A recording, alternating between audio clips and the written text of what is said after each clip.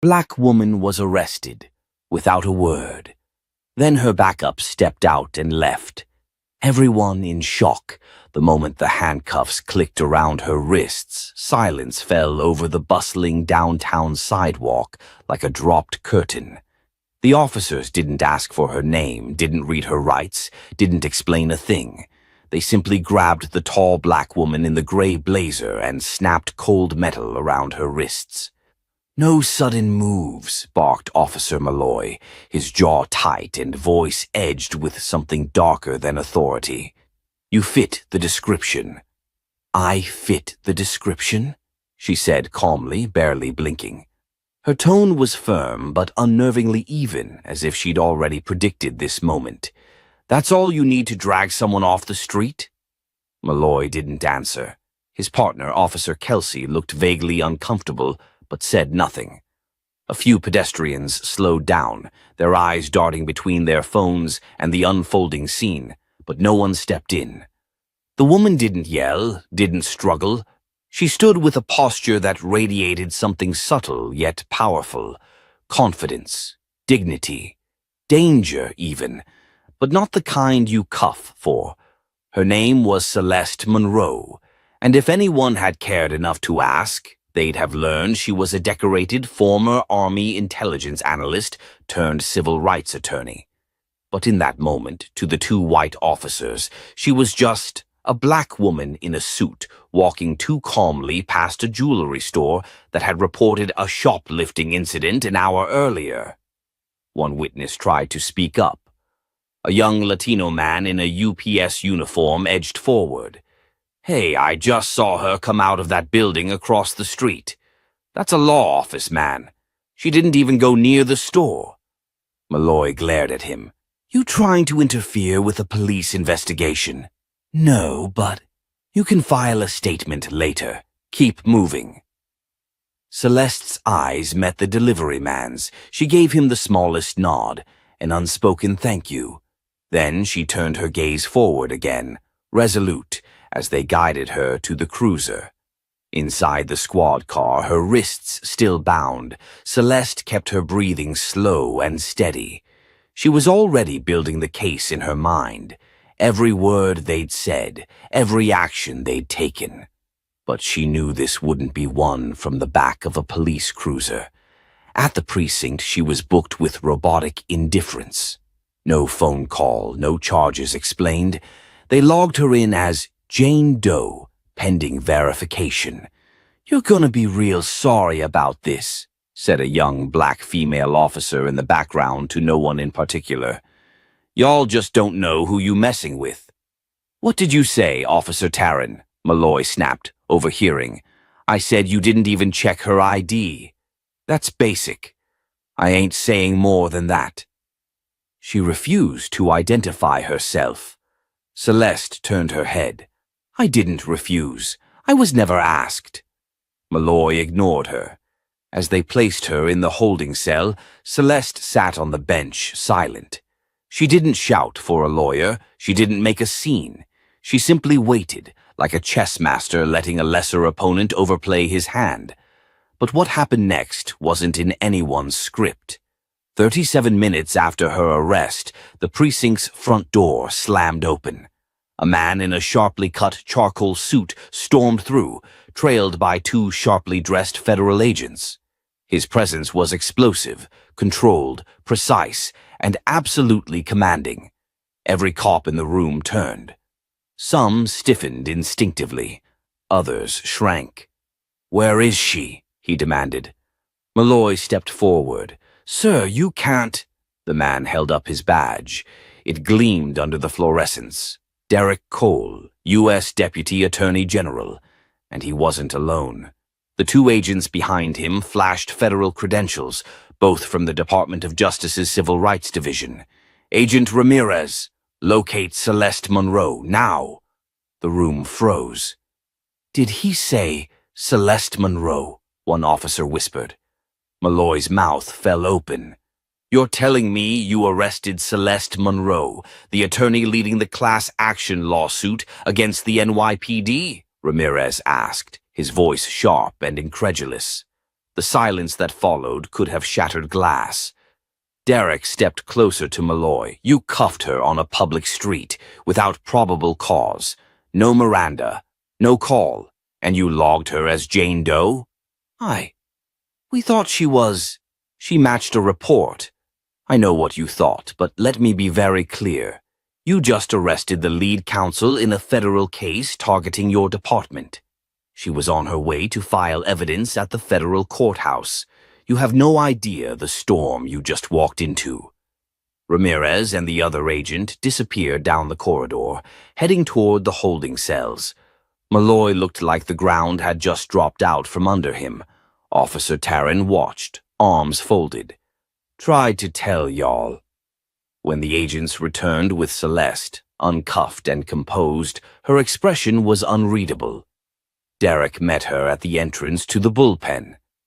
"You okay?" he asked quietly. Celeste nodded. "I'm fine, but they're not." She turned toward the room, her voice calm but resonating like thunder. "I will see every one of you in court." Then she walked out, leaving behind a silence heavier than the slamming of any cell door. But it wasn't over. Not by a long shot. Because what happened that day wasn't just a mistake. It was a crack in a system she had long been fighting to expose. And now she had something better than evidence. She had proof, living, breathing, undeniable proof. And she was going to use it. Back at her apartment in Harlem that night, Celeste Monroe sat at her kitchen table, staring into a cup of lukewarm tea that had long since stopped steaming. She was calm, but not still. Inside, her mind was a roaring fire. What they did wasn't just personal, it was systemic. And now, it was provable. Across from her sat Derek Cole, his tie loosened, sleeves rolled up. He'd stayed, insisting on it. The usually buttoned-up Deputy Attorney General had a rare softness in his face tonight. "They didn't just mess with the wrong woman," he said. "They messed with the entire DOJ." Celeste didn't look up.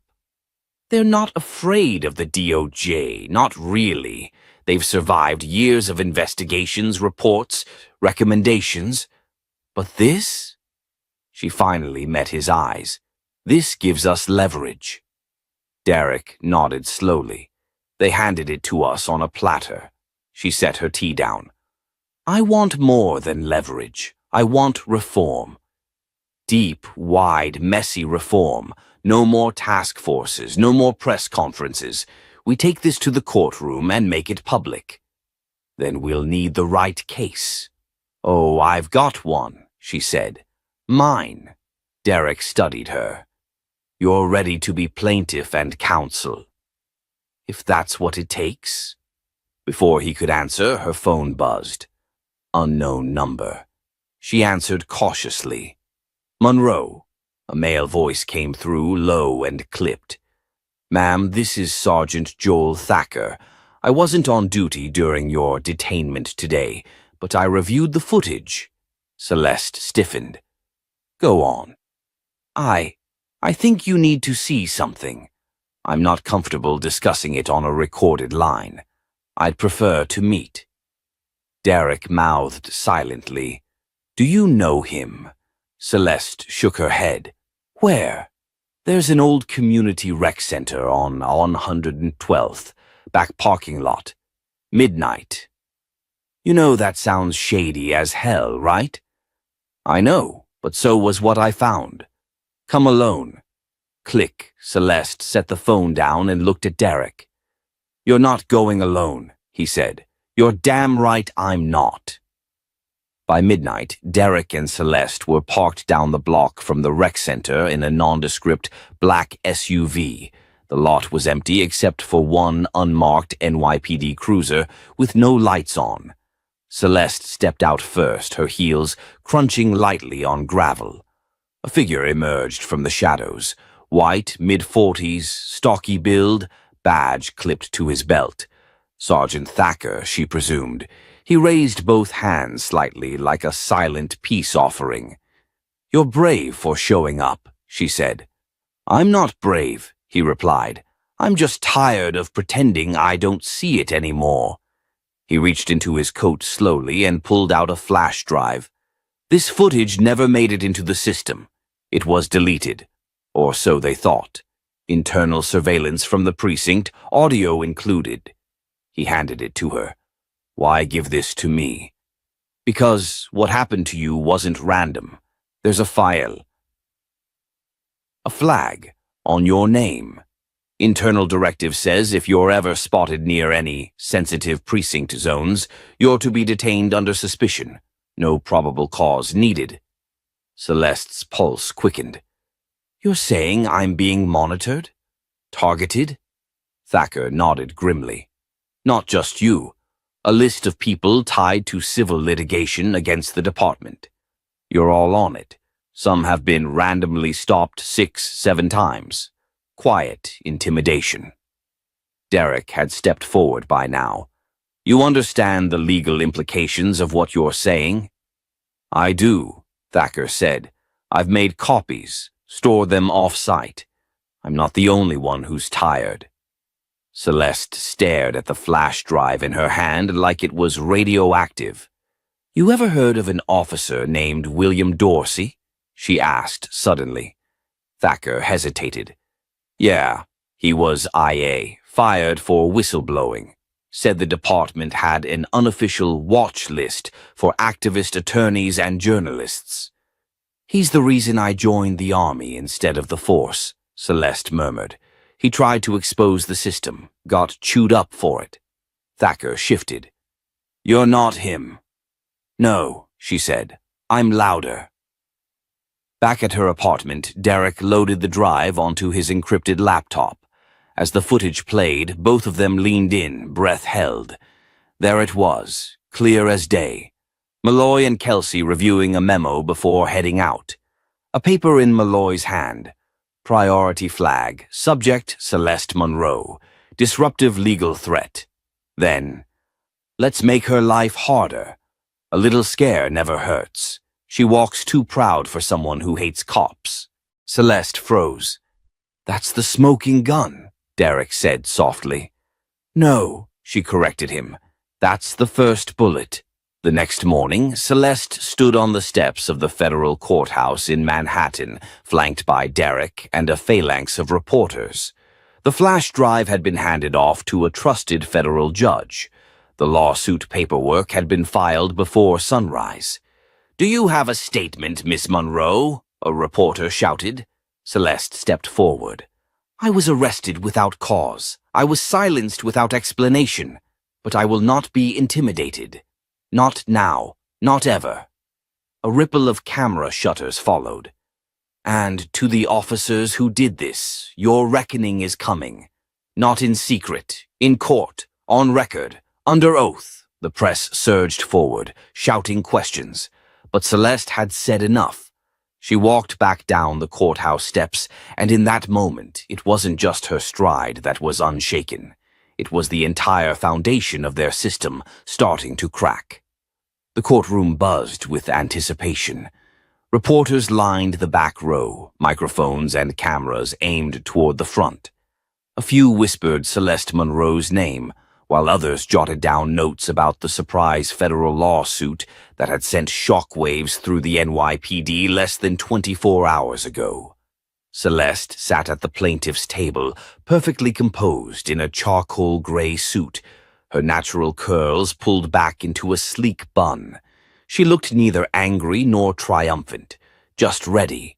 Beside her, Derek whispered, "You sure you want to cross-examine Malloy yourself?"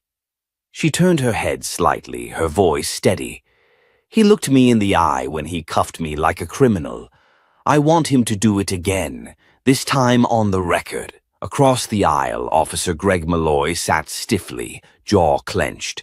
His lawyer, a well-known defense bulldog named Susan Carpenter, leaned in to whisper something, but Malloy just nodded, his eyes flicking toward Celeste with a mixture of fear and resentment.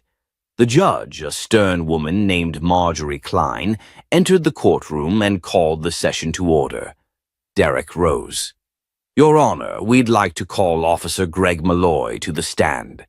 As Malloy took his seat, Carpenter stood.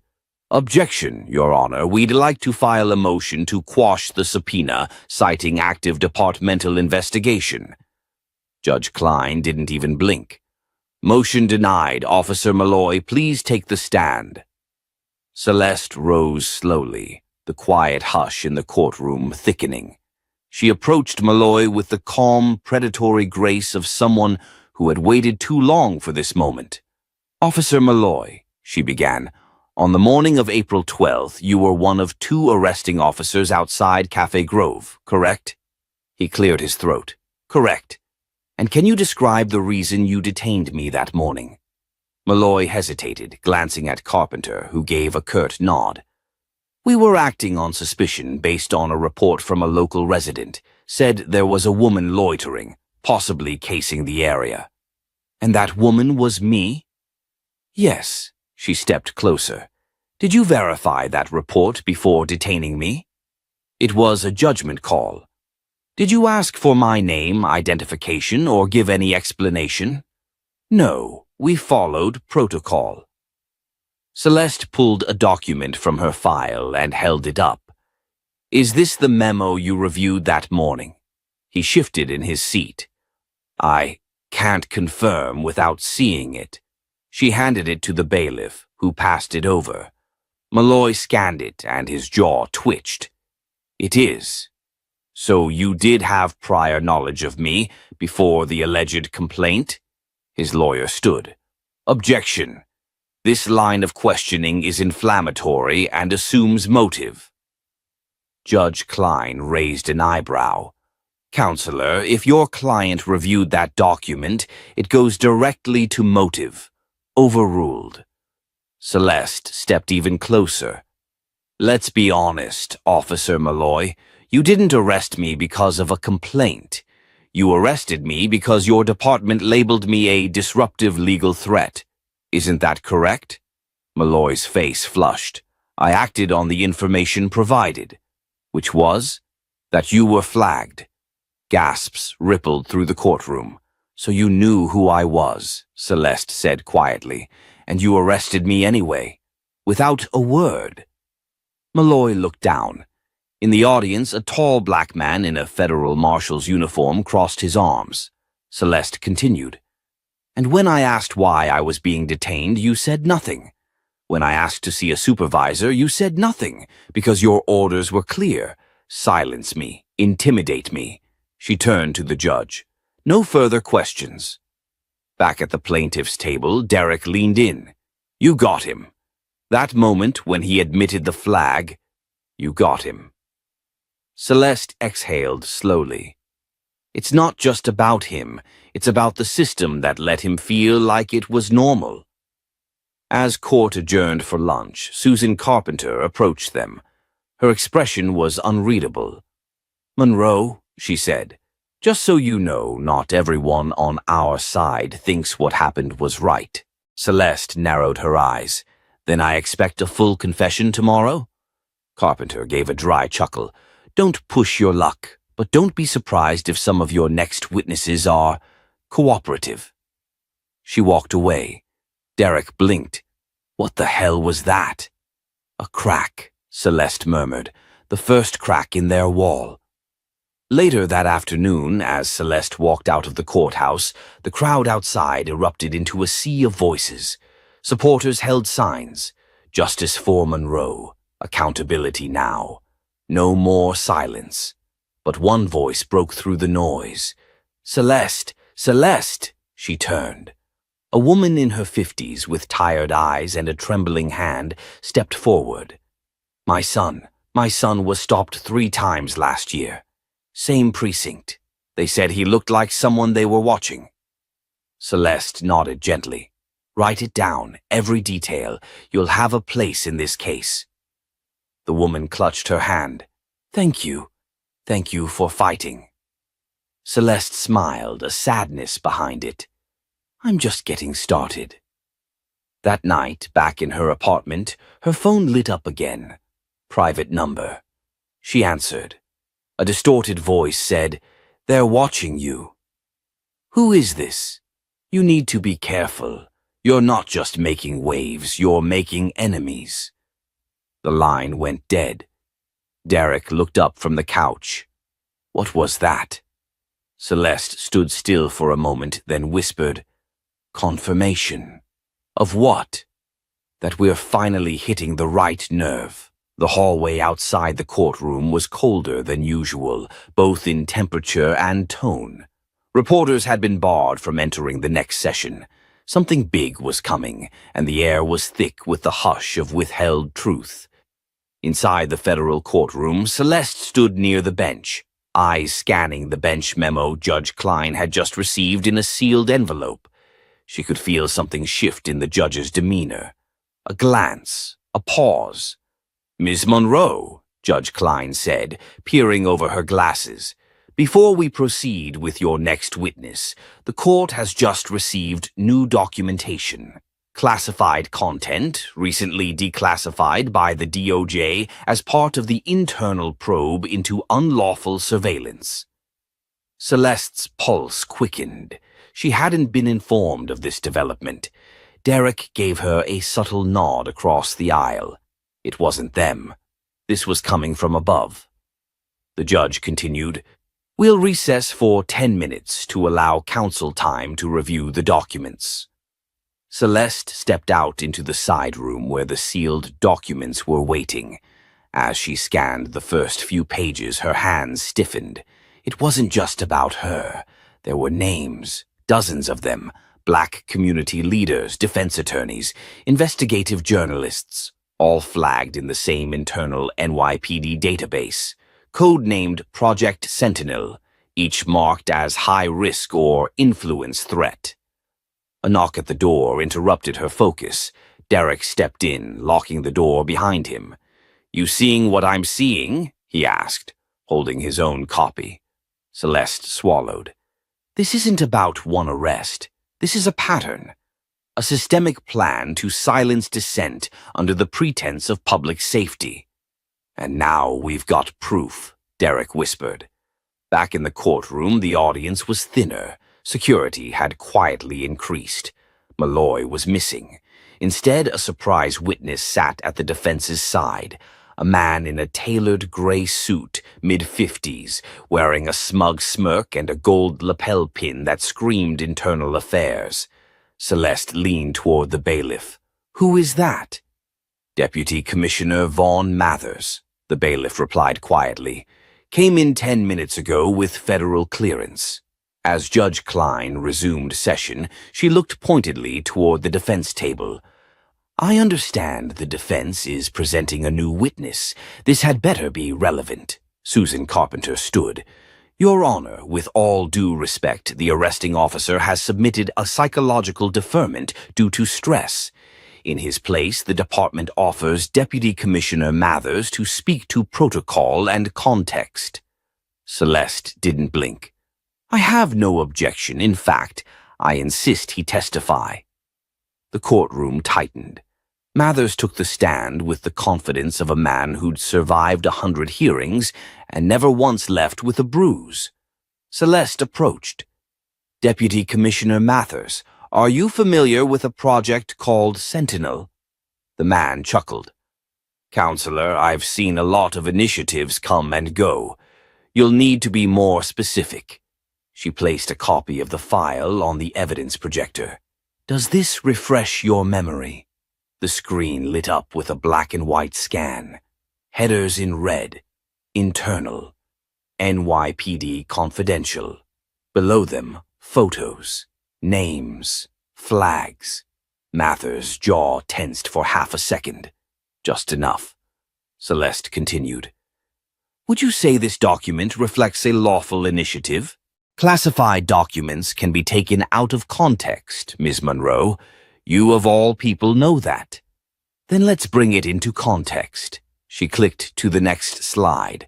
Her own photo appeared, alongside the phrase, "Recommend silent surveillance. If uncooperative, escalate." Gasps from the audience. A woman clutched her chest and sat down hard.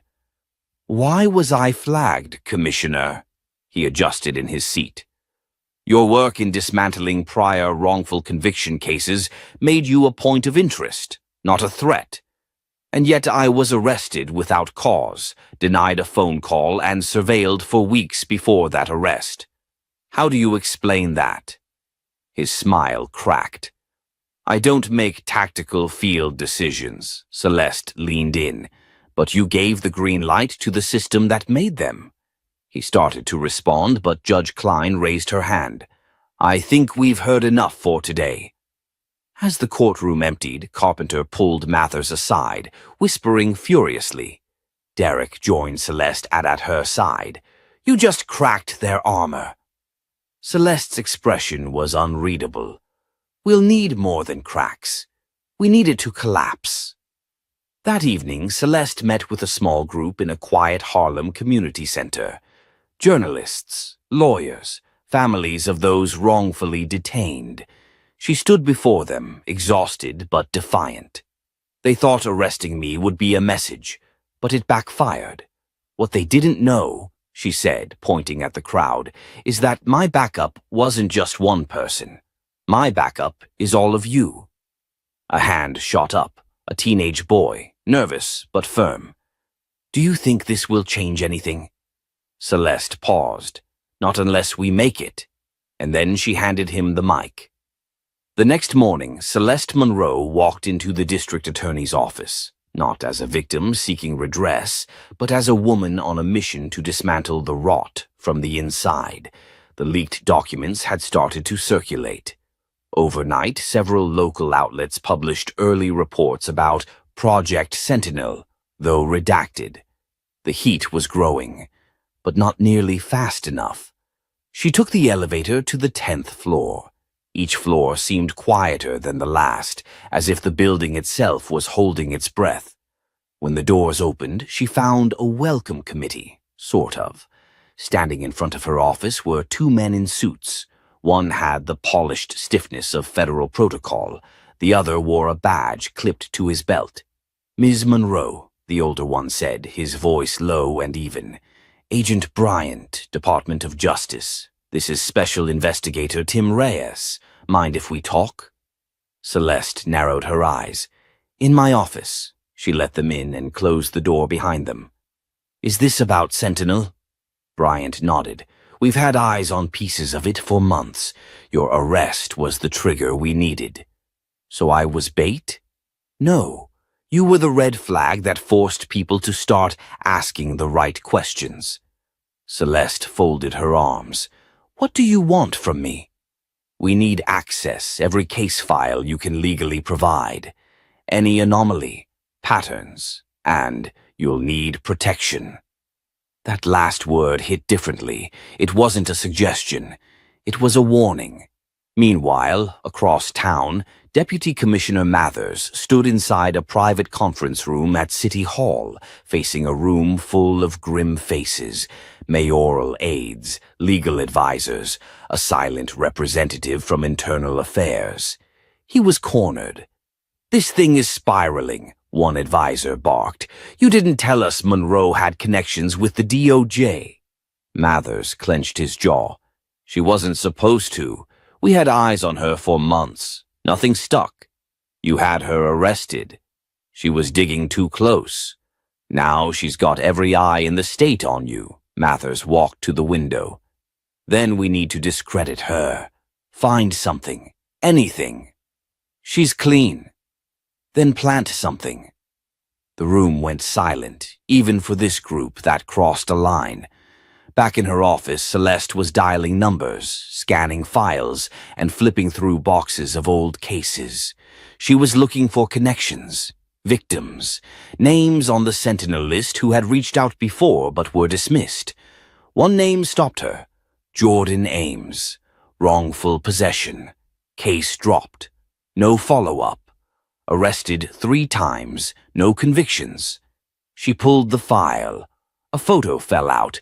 Jordan, mid-20s, standing with a public defender, bruised and handcuffed. There was a number scribbled on the back. She called. "Hello," a voice answered, cautious. "This is Celeste Monroe. I'm reopening your file." Silence. "I didn't think anyone would ever say that," he whispered. "Meet me at the Harlem Community Legal Center at 6. Come alone. Tell no one." That night, Celeste sat in a quiet room above the community center, waiting. At 6:07, the door creaked open. Jordan stepped in, thin, wary eyes, but a spark of something still alive behind them. "I kept everything," he said before she could speak. "Every file, every photo, even the police reports they tried to take from me. I knew one day someone would come asking." She leaned forward. "They flagged you. You were on the Sentinel list. You weren't paranoid." Jordan exhaled sharply, like he'd been holding that breath for years. Celeste reached out. "I need your help. I need someone who's lived it, someone who isn't afraid to speak. On record." He hesitated. "They'll come for me." "They already did. Now it's time we return the favor." The next day, news spread that Celeste Monroe had subpoenaed several high-ranking NYPD officials for a closed-door hearing. The city buzzed. She was no longer just defending herself. She was building a case. But trouble wasn't far. As she stepped into her car that night, the window beside her shattered with a pop. A warning shot, not meant to kill, but close enough to remind her that someone was watching. She ducked, heart hammering. A man in a hoodie sprinted from the alley. Her driver hit the gas. "Drive," she whispered, her voice shaking. "Fast." Later, inside her apartment, with reinforced locks and new security cams, Celeste sat on the edge of her bed, hands trembling. This wasn't just about a courtroom anymore. It was war. And she wasn't backing down. The hearing room inside the State Building in Lower Manhattan was colder than usual, the kind of chill that seemed intentional, meant to unsettle. But Celeste Monroe wasn't unsettled. She was armored. Wearing a sharp navy pantsuit and carrying a thick leather case filled with files and sworn testimonies, she entered the room like a storm. At the long oak table sat the city's legal counsel, 2 deputy commissioners, and 3 officers who had once laughed when she was arrested without a word. Today the silence was on them. The judge, a silver-haired woman named Evelyn Ramirez, glanced at the room through thin glasses. She had a reputation, blunt, fair, and impossible to intimidate. "We are here to review the legality of recent law enforcement practices and alleged abuse of power, particularly surrounding a classified initiative referred to as Project Sentinel. Ms. Monroe, you may proceed." Celeste stood, heart pounding but voice steady. "Your Honor, I bring before you not only documents but people who were targeted, silenced, and in some cases, nearly destroyed by a system that was weaponized against them." She turned toward the crowd. At the back of the room sat Jordan Ames, his eyes locked on her with something like gratitude. Celeste continued. "Project Sentinel was never just about profiling. It was about preemptive punishment. Innocent individuals, often black and brown, flagged as future threats without evidence, simply based on zip code, school records, or relatives with a criminal history." The deputy commissioner, Thomas Rourke, cleared his throat. "With all due respect, these programs were intended to protect public safety." "Then why was I flagged?" Celeste snapped, stepping closer. "Why was an assistant district attorney, one with no record, no ties to any criminal element, arrested in front of her neighbors without explanation?" Rourke's lips pressed into a thin line. Ramirez lifted an eyebrow. "Answer the question." He hesitated. "There was a data discrepancy." Celeste slammed a printed page on the table. "That's a lie, and here's proof. My name wasn't added by a database. It was added manually. Someone targeted me." Gasps rippled through the room. Ramirez peered at the page. "Who added her name?" That's when the twist dropped like a guillotine. Celeste pulled another document from her folder and handed it to the judge. The signature belongs to Chief Data Analyst Nolan Price, but the order came from Deputy Commissioner Mathers himself. The room exploded. Reporters scribbled frantically. A camera light flicked on in the hallway. Ramirez banged her gavel. "Order!" Mathers, seated off to the side, went pale. His lawyer leaned in, whispering, but Mathers shook his head slowly. He looked at Celeste like he'd just seen a ghost. "This is retaliation," he said weakly. "She's twisting it." Celeste leaned forward. "Then explain why you also ordered the deletion of 6 files tied to Sentinel targets, 2 of whom are now dead." Silence fell like a dropped curtain. Outside the courtroom, things were unraveling fast. Public pressure had mounted. Hashtags like #Justice for Jordan and #Sentinel Exposed were trending nationally. Lawmakers began drafting emergency hearings. Protests were forming outside the NYPD's headquarters. Inside, Ramirez stood. "This court orders an immediate investigation into the conduct of Deputy Commissioner Mathers and all NYPD personnel connected to Project Sentinel. You are hereby placed under temporary suspension pending the outcome of the investigation." Mathers blinked like he'd been slapped. Celeste didn't celebrate. Not yet. Later that evening, back at her apartment, she stood on the balcony overlooking the city. The wind tugged gently at her braids. Miles away, the skyline shimmered. She wasn't satisfied. There were still officers on the street pulling people over for the way they looked. There were judges rubber-stamping warrants because the accused lived in the wrong neighborhood. And there were stories like Jordan's, hundreds of them, buried in manila folders and dusty archives. Her phone buzzed. It was a text from Bryant, the DOJ agent. "Tomorrow, Federal Building, bring everything."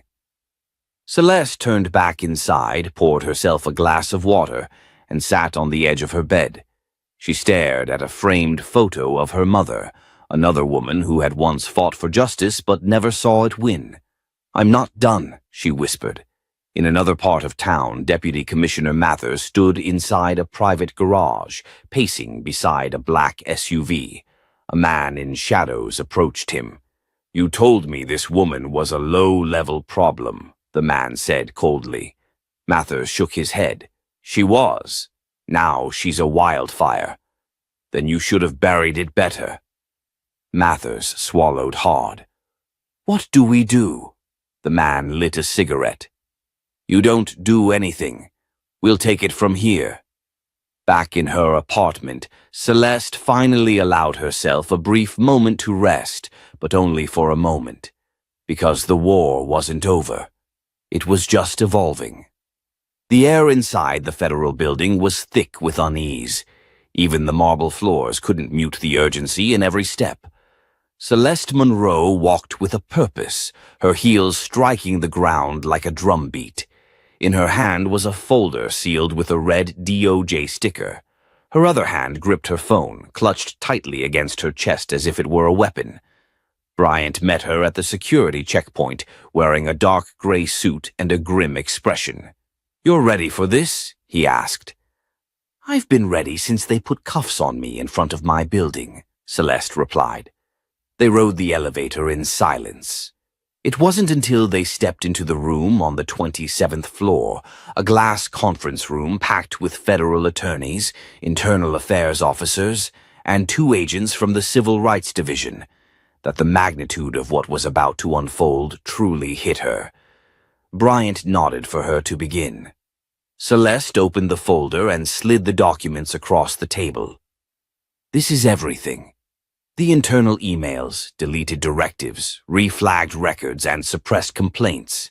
They built an entire parallel system meant to sidestep due process, all under the label of public safety." One of the DOJ agents, a tall black woman named Dana Holtz, flipped through the evidence. Her brow furrowed deeper with every page. She finally looked up. "This goes beyond misconduct," she said. "This is a conspiracy." Celeste's voice was low but clear. And it's still active. Mathers was only the visible face. Someone else is feeding the system. Someone bigger. Another agent leaned forward. Do you have any idea who? Celeste paused, then slid a flash drive across the table. I didn't. Until last night. Back at her apartment, she had run every file through a trace algorithm developed by a friend at MIT. A digital fingerprint had emerged, an administrative override linked to a clearance level above the NYPD and even above the local FB office. Homeland Security, Bryant had whispered when she showed him. Celeste shook her head. No, it's deeper. Private. In the conference room now, Dana inserted the drive. Within seconds, the screen showed a familiar name. Michael Zern, someone read aloud. Executive Director, Aegis Systems. Bryant blinked. They're a federal contractor. Celeste nodded. And the architects of Sentinel. They were feeding names into the system, manipulating arrest data, predicting risks. But more than that, they were monetizing it. The more threats they identified, the more funding they secured. It was profit-driven profiling. The room erupted in murmurs. You're telling me a private contractor has been manipulating law enforcement decisions for profit? An agent asked, incredulous. Celeste nodded. And using law enforcement as their weapon of execution. Dana stood, stone-faced. We'll need to move fast. Once Aegis knows we're onto them, they'll bury the rest. Outside, the streets buzzed with protest. A small crowd had gathered near City Hall, holding signs, chanting Celeste's name alongside demands for justice. Among them stood Jordan Ames, recording everything on his phone. What had started as one woman's wrongful arrest had snowballed into a full-blown movement. Back inside, the DOJ team moved into crisis mode.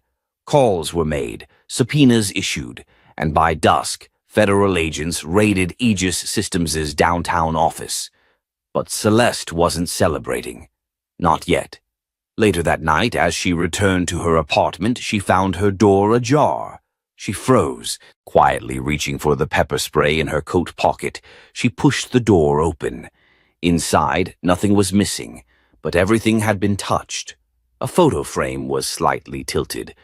A drawer was left open, and on the kitchen counter was a plain white envelope. She opened it. Inside was a single line typed.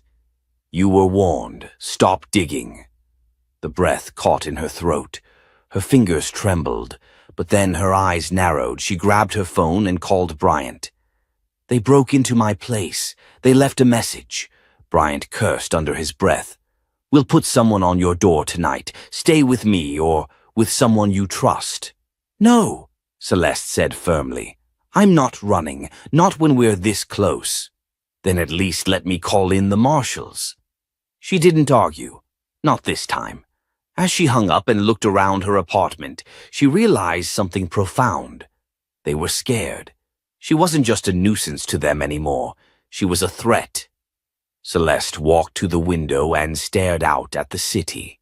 Somewhere in those lights, someone was watching her. But they didn't understand what she had become. She wasn't just seeking justice. She was justice. And come morning, she'd show them just how dangerous the truth could be. The courtroom was packed, elbows brushing shoulders, whispers coiling in every corner like smoke. Reporters clustered in the back, notebooks open, cameras prepped but forbidden to flash. The air was dense with tension, expectation, and something else. The possibility that justice might finally be visible. Celeste Monroe sat at the plaintiff's table, her posture tall, chin high. She wore a charcoal gray suit, not flashy but immaculately pressed, dignified. Bryant sat beside her, eyes scanning the defense team like a man waiting to see which wolves would break first. Across the aisle sat the real face of the operation. Michael Zern, head of Aegis Systems, flanked by two of the most expensive attorneys in New York. He wore a corporate smile, smug and cold. but behind that grin his hands were clenched just tightly enough to tremble. The judge, a black woman in her 50s named Honorable Linda Rowe, struck the gavel twice and called the room to order. This hearing will determine whether sufficient evidence exists to pursue a full federal inquiry into the conduct of Aegis Systems and its partnership with state and local law enforcement agencies. Celeste stood. Your Honor, we're prepared to present the evidence. And then it unfolded. Months of digging, layers of digital trails, testimony from whistleblowers who had once programmed the predictive algorithms, sworn statements from community members falsely arrested or harassed because their names appeared on a flawed data list. Every piece linked back to Aegis, and every link traced back to Prophet. When Celeste queued up the final video clip, the room went still. It showed Zern in a private shareholder briefing speaking plainly. As long as we control the data, we control the narrative. Fear sells, fear funds, and fear protects our bottom line. The silence afterward was heavy. Zern's attorney stood, objecting furiously. That video was obtained without warrant. But Judge Rowe raised her hand. You'll have your turn. Sit down. Celeste didn't need to look at the crowd to feel the shift. The courtroom was no longer a room of spectators. It had become a collective of witnesses. Outside, protests surged into a citywide wave. People gathered not just in New York, but in Chicago, Atlanta, Oakland, and D.C. They held signs with Celeste's name and others wrongfully profiled. The words were simple. We are watching now. Back in the courtroom, Judge Rowe looked at Zern. You will surrender all internal communications and grant DOJ full access to your systems for forensic examination. This court finds probable cause for a criminal investigation. Zern's expression cracked. The arrogance drained from his face. He glanced at his attorneys, then at the press, as if finally understanding that no amount of money would shield him from the truth anymore. As the gavel struck again, the room erupted, not in chaos, but in resolve. Celeste stepped outside to a wall of cheers and reporters. Flashbulbs exploded. Microphones rushed toward her. Celeste, how do you feel? Do you think justice has been served? What happens next? She held up her hand, commanding quiet not by force, but by presence. I didn't come here to be a symbol, she said. I came here because I was arrested for walking to work while black. I came here because I was denied the dignity every citizen deserves. But this isn't just about me. This is about every name in that database. Every person judged by an algorithm instead of a courtroom. Every life derailed quietly, without headlines or hashtags. She paused, looking out over the crowd. Justice doesn't happen in one courtroom or one day. It happens when we decide we're not afraid to be seen, when we stand up, speak out, and keep pushing, even when they tell us to sit down. Then she turned and walked down the courthouse steps, not as a victim, not even as a victor, but as something more dangerous to corruption than either. A believer. That night, Bryant met her on a rooftop bar downtown. The skyline glittered behind them like a constellation of unfinished promises. Did you ever think it would end like this? He asked. Celeste smiled. It hasn't ended. He clinked his glass against hers. No, but maybe it finally started. And far below, on the streets of the city she had once feared walking alone in, someone held up a cardboard sign with a hand-drawn message. Justice doesn't knock. It kicks the damn door open. If this story moved you, if it made you think, if it made you feel, don't scroll past. Like, share, and subscribe to Voices Unheard. We bring light to stories that deserve to be seen.